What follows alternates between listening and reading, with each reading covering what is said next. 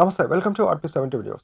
రాజన్న సిరిసిల్ల జిల్లా వేములవాడ మున్సిపాలిటీలో రిటైర్ అయిన జవాన్ గొట్టం రాచయ్యని ఏఐటీయూసీ జిల్లా ప్రధాన కార్యదర్శి కడారి రాము ఘనంగా సన్మానించారు.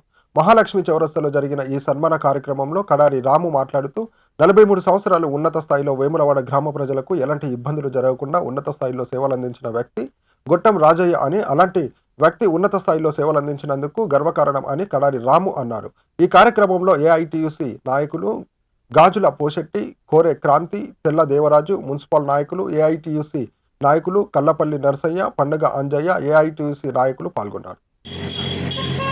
రాజన్న సిరిసిల్ల జిల్లా వేములవాడలో గ్రామ పంచాయతీ నుంచి నగర పంచాయతీ పురపాలక సంఘం చేసి ఇలా మున్సిపాలిటీగా రిటైర్ అయినటువంటి మున్సిపాలిటీ జవాన్ గొట్టం రాజన్న గారికి ఇలా సన్మానం ఏఐటీసీ పరంగా సన్మానం చేయడం జరిగింది.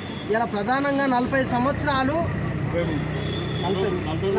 సంవత్సరాలుగా ఇలా ఉన్నత స్థాయిలో సేవలు అందించేటువంటి ఇలా గొట్టం రాజన్న గారికి ఇలా మేము సన్మానం చేసుడు చాలా సంతోషకరం. ఇలా చూసుకున్నట్టుంటే ఇలా ఏడ చూసినా కూడా ఇలా అన్న ఇక్కడ చెత్తున్నదంటే ప్రధానంగా అక్కడికి ఒక మనిషిని తోలిచ్చి ఇలా అన్న ఇక్కడ జెండా ఎగిరేసేది ఉందంటే ఆడికి తోలిచ్చినటువంటి వ్యక్తి మన గొట్టం రాజన్న గారు. ఇలా పూర్తి స్థాయిలో ఉన్నత సేవలు అందించినటువంటి వ్యక్తి గొట్టం రాజన్న. ఇలా ఆయన రిటైర్ అయ్యిండు. మన ఒక చాలా ఇలా ఆయనకు సన్మానం చేసి చాలా గర్వకారణం అని తెలియజేస్తాం.